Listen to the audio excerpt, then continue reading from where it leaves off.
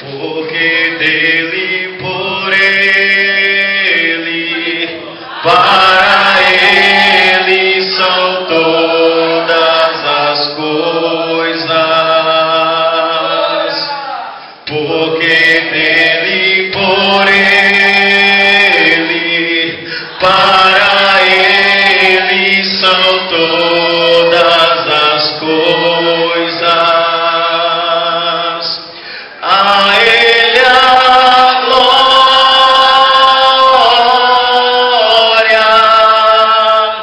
a ele a glória, a ele a glória, para sempre. Amém. Aleluia. Cumprimento os irmãos com a paz do Senhor, amém? Sempre, geralmente antes de pregar, eu gosto de cantar essa canção, A Ele a Glória.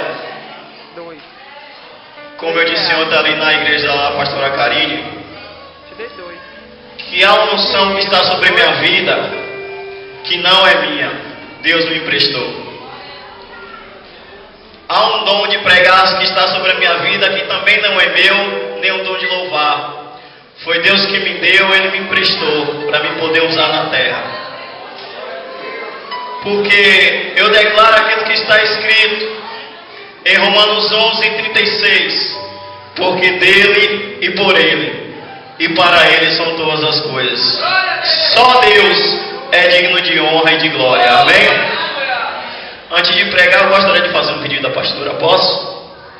Que a senhora me dê autorização para colocar algumas pessoas em disciplina. Porque tem pessoas que vêm pegar na minha mão e me chamam de pastor. Aí eu não gosto, irmão. Pelo amor de Deus, não brinca com coisa séria, não. Botar a Gilciara na disciplina, Adalto, meu irmão Elinaldo, né? Muita gente aqui que precisa ser colocada em disciplina por causa disso.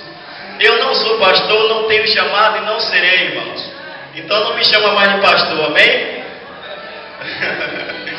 Glória a Deus. Eu glorifico a Deus por esta oportunidade, que se não fosse Ele eu não estaria aqui, né? Porque todas as coisas cooperam para o bem daqueles que amam a Deus, os que são chamados com o seu propósito. Eu dou graças a Deus, né, pelo bem da minha pastora, do meu pastor, que pelas suas orações ao meu favor, ter me dado essa oportunidade de estar pregando nesta noite. Que Deus abençoe as vossas vidas. Que Deus venha abençoar cada um de nós a cada dia no nome de Jesus. Sem perca de tempo, abram as vossas Bíblias no livro de Romanos, capítulo de número 5. Se coloque de pé em reverência à palavra do Senhor.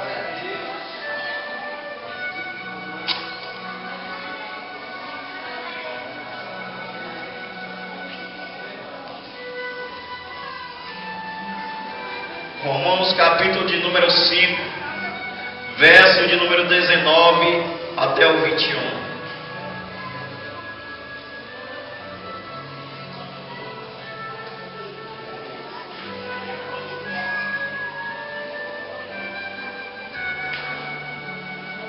Romanos capítulo de número 5,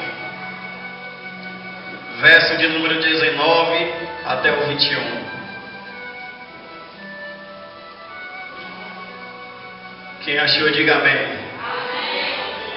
Nos diz assim: pois como pela desobediência de um só homem, muitos foram feitos pecadores, assim pela obediência de um, muitos serão feitos justos. Veio, porém, além a lei, para que a ofensa abundasse. Mas onde abundou o pecado, diga comigo pecado, superabundou a graça, diga graça. Guarde essas duas palavras na sua cabeça, pecado e graça. Para que, assim como o pecado reinou pela morte, também a graça reinasse pela justiça para a vida eterna, mediante Jesus Cristo, nosso Senhor. Podemos assentar em nome de Jesus.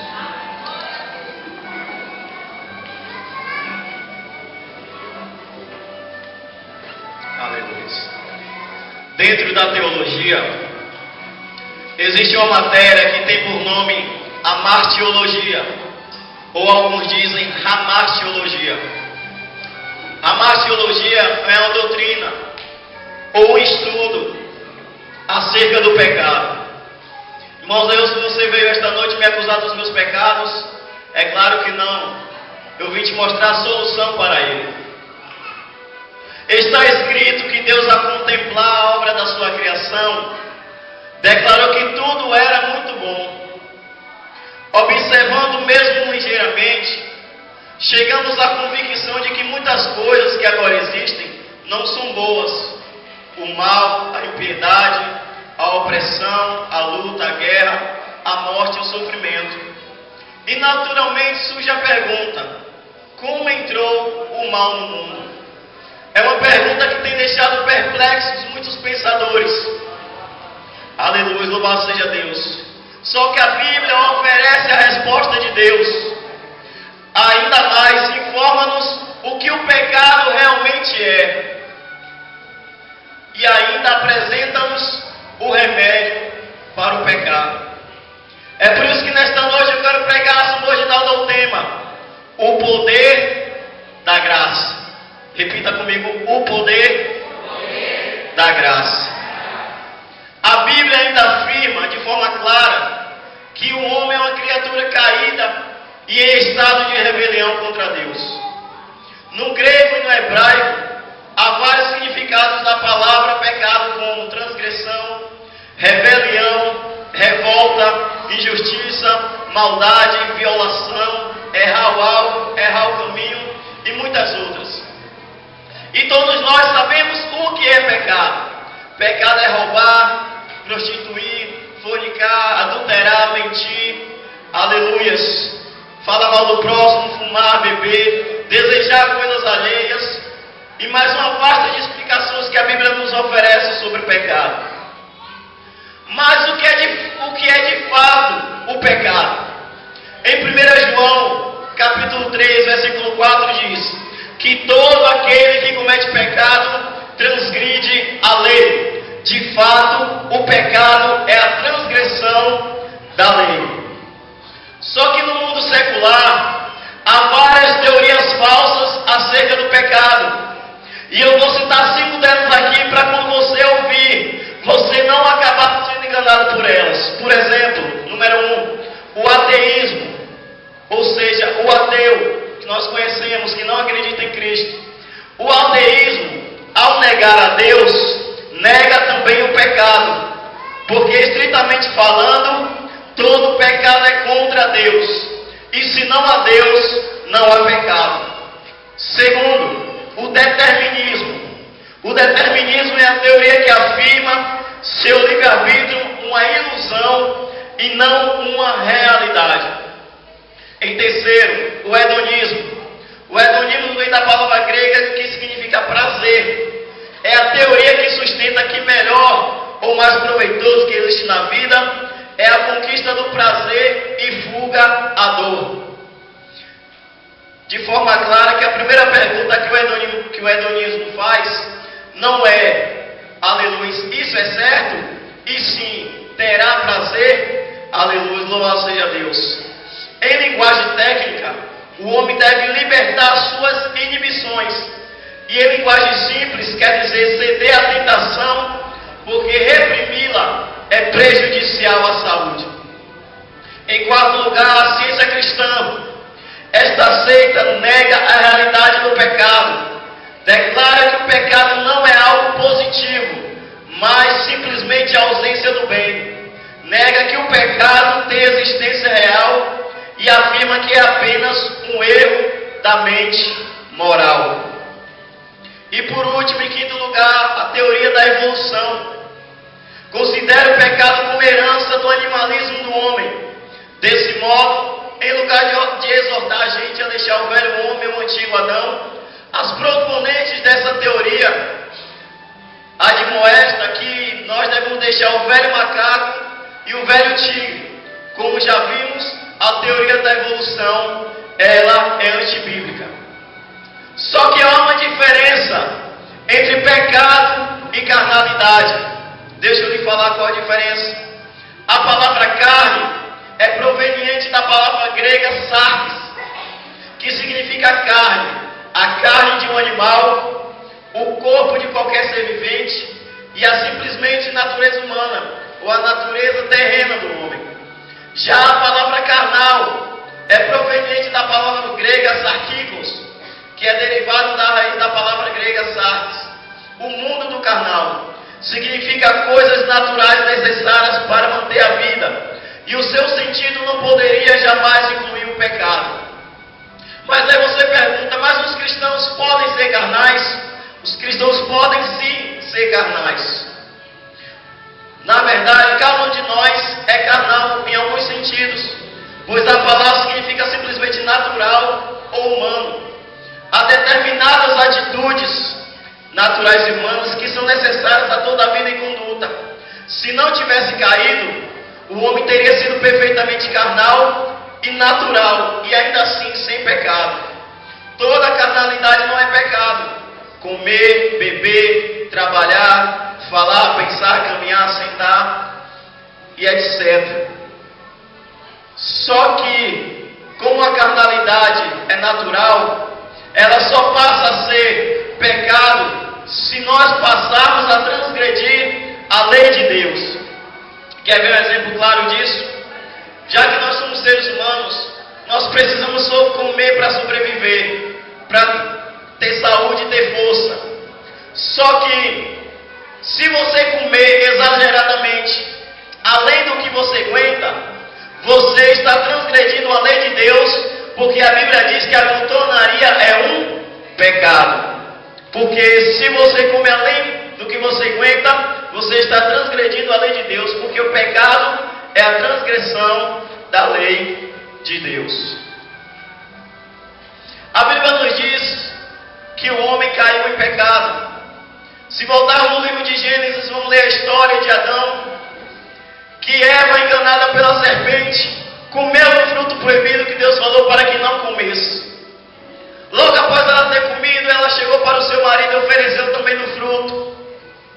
Quando Deus chega na viração do dia para falar com Adão, como costumeiramente fazia, Adão se escondeu atrás de umas árvores e Deus chamou Adão: Adão, onde você está? Ele falou: Senhor, eu me escondi porque eu estava nu.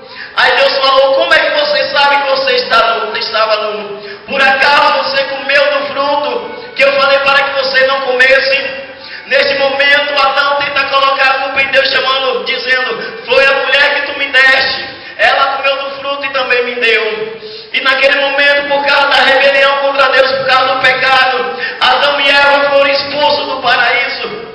E o pecado começou a tomar dimensão na terra. E tem se propagado até o dia de hoje. E continuará até a igreja de Deus ser arrebatada.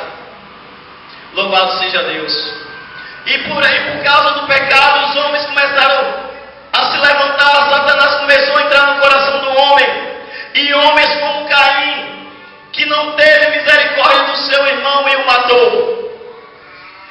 E como o pecado se multiplicou na terra, Deus começou a levantar homens como reis, sacerdotes, profetas e juízes, para tentar convencer o povo do seu pecado e voltar-se novamente para Deus, mas nenhum deles deu conta do recado.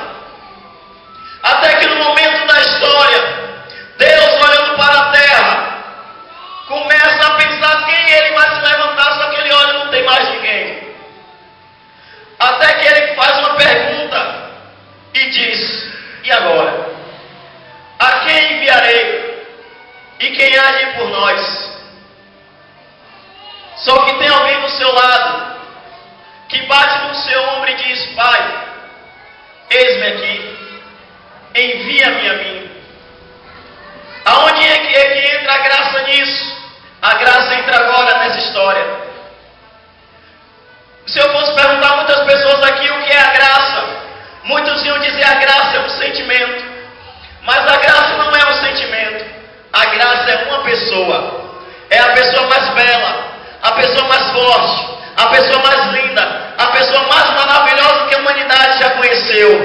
graça é Jesus de Nazaré. Glória a Deus.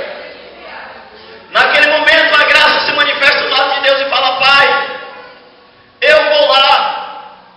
Aí imagino lá no céu a conversa do pai e do filho.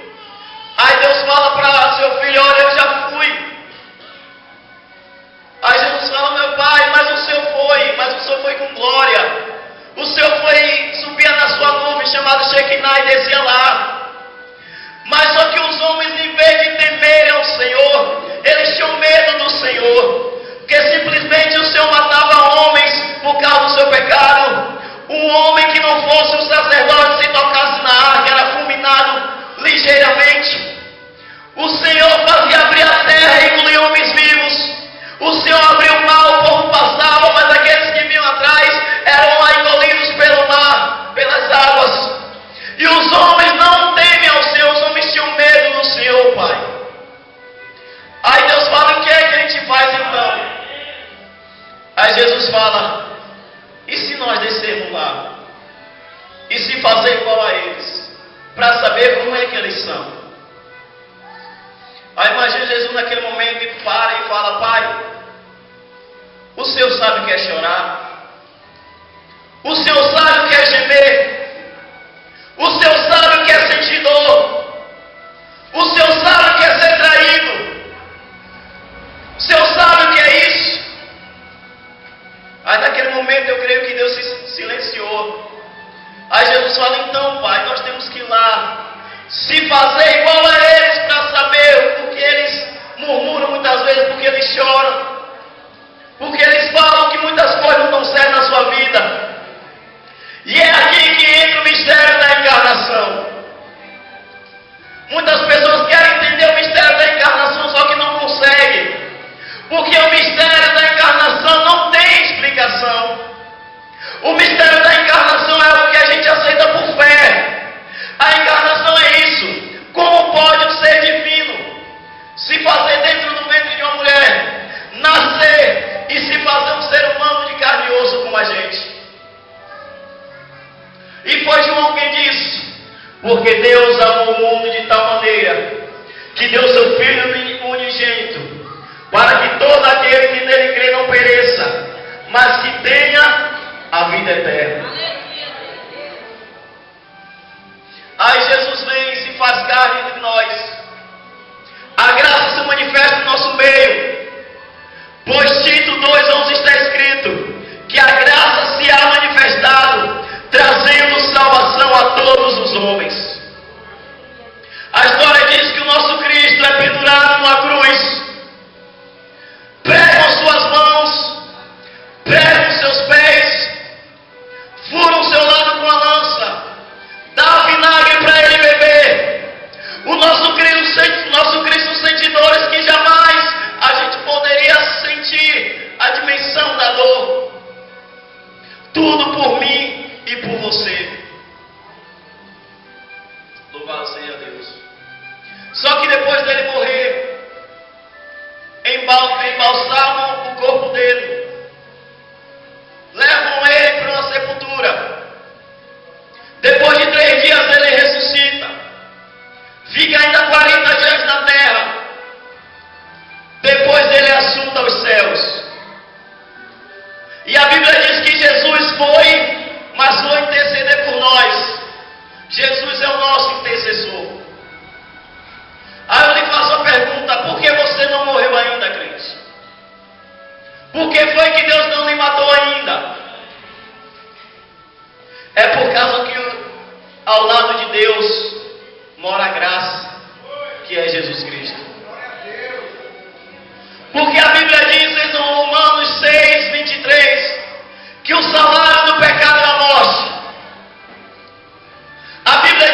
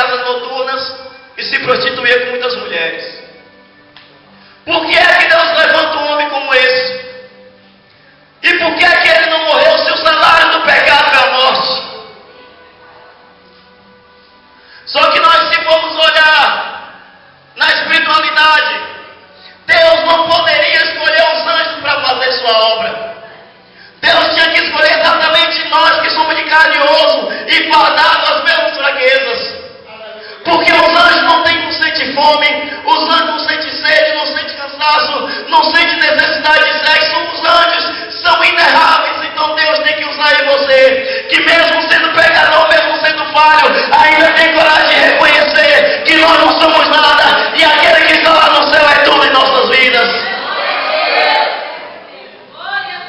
Esse é o mistério da graça. A graça se manifestou para trazer salvação a todos os homens.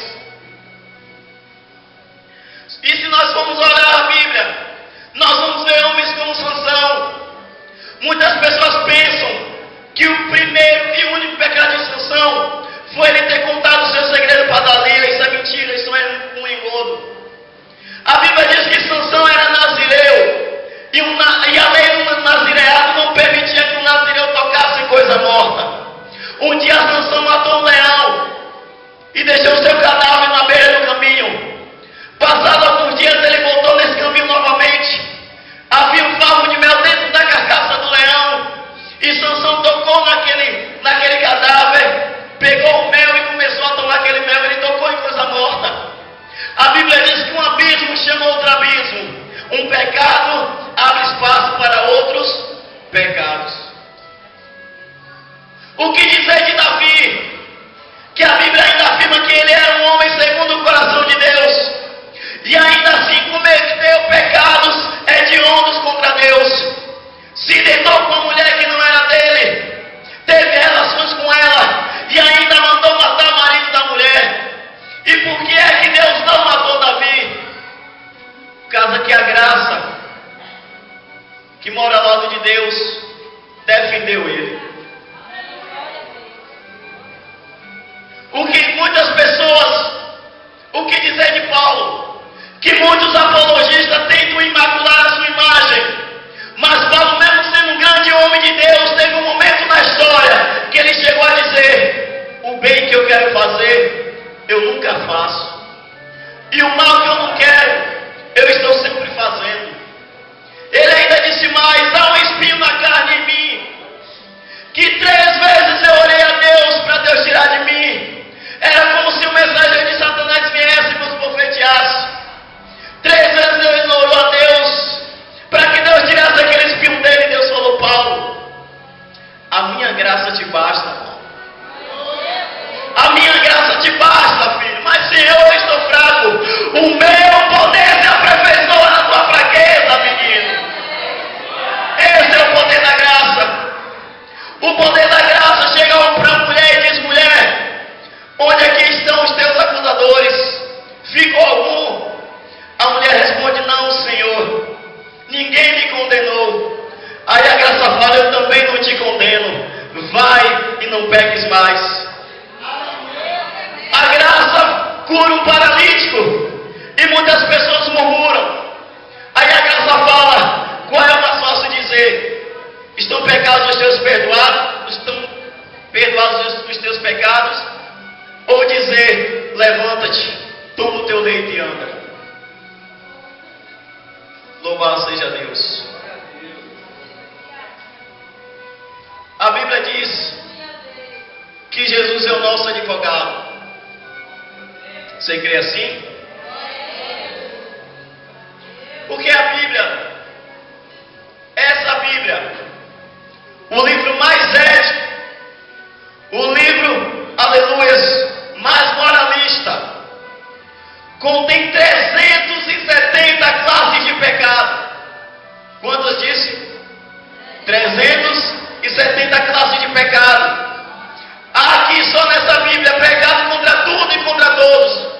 Pecado contra o pai, pecado contra a mãe, pecado contra o povo, pecado contra o Espírito Santo, pecado contra o poder eclesiástico, pecado contra a liderança, pecado contra a vizinhança, pecado contra tudo e contra todos.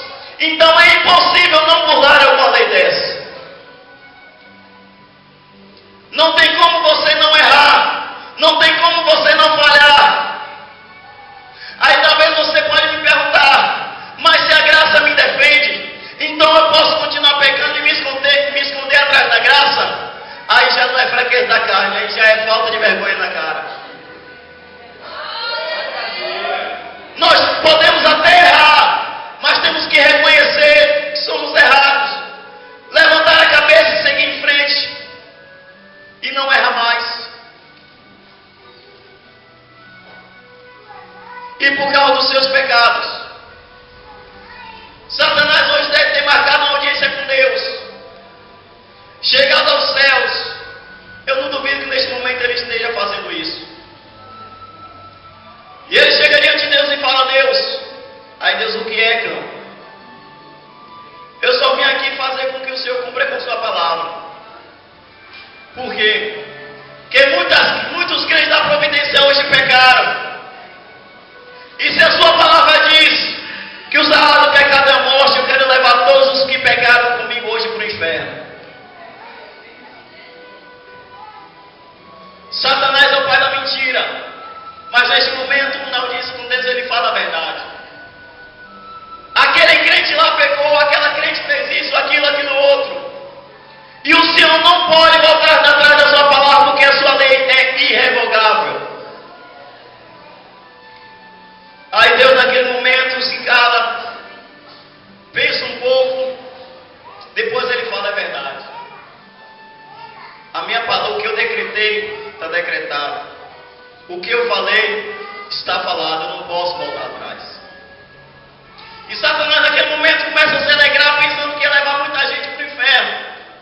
Creio que ele já tivesse mandado um aviso para o espírito da morte. E falou: olha, você hoje vai arrastar muita gente que pecou. Aleluia, louvado seja Deus. Naquele momento ele fala: Deus, eu só quero que o Senhor cumpra com a sua palavra. Aleluia. Glórias ao Rei Jesus. Satanás começa a acusar a sua vida por causa dos seus erros, das suas falhas, dos seus pecados. Pessoas que chegaram hoje aqui de cabeça baixa, achando que não tinha mais solução. Deixa eu te dizer uma coisa: tem pessoas que são evangélicos há mais ou menos 10 anos.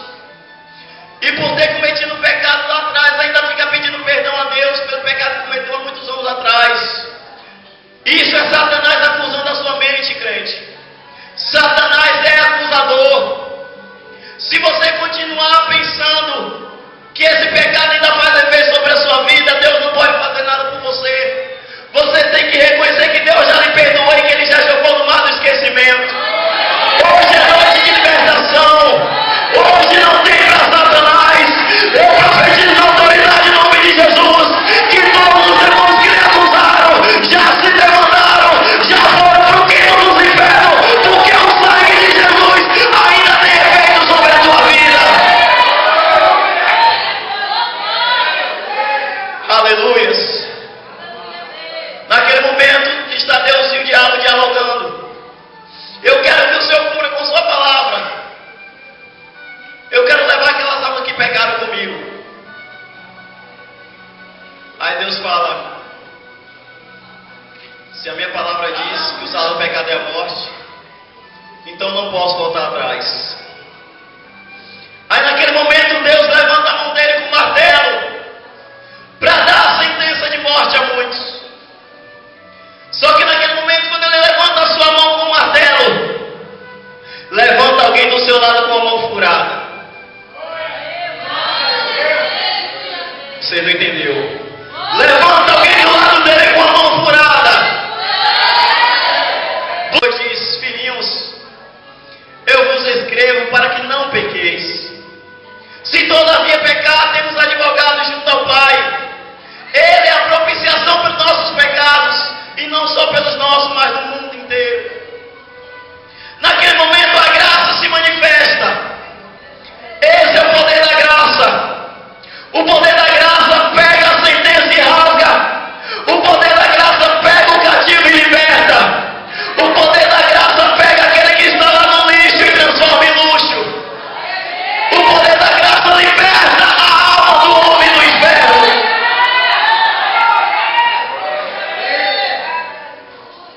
Onde estão os teus acusadores hoje, crente? Já estou finalizando, não vou demorar muito. Naquele momento, Jesus levanta a sua mão furada e fala: Pai, Satanás usou a Bíblia como arma de acusação. Eu posso usar ela como arma de defesa? Você não entendeu, não? posso usar ela como arma de defesa? Aí Deus fala, pode. Porque essa mesma Bíblia que tem 370 casos de pecado, agora você vai dar glória a Deus. Essa mesma Bíblia que contém 370 casos de pecado, eu repito, ela também oferece 8.000 promessas de perdão. 8.000 promessas de perdão. E se o salário do pecado é a morte, não era para você estar aqui hoje. Satanás lançou os seus algozes contra você. Tentou decidir de várias formas. Tentou levar sua alma para o inferno. Mas se eu fosse você, eu dava glória a Deus, porque Ele e você está aqui hoje. Que mais uma vez o Senhor de advogado, aleluia, começou a interceder por você e Ele livrou da morte. Louvado seja Deus. Fica de pé nesta hora.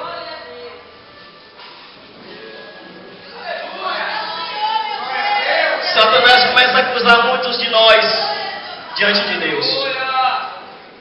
Aí Jesus fala, Pai, eu posso usar essa Bíblia como arma de defesa, já que Ele usou como de acusação? Pode.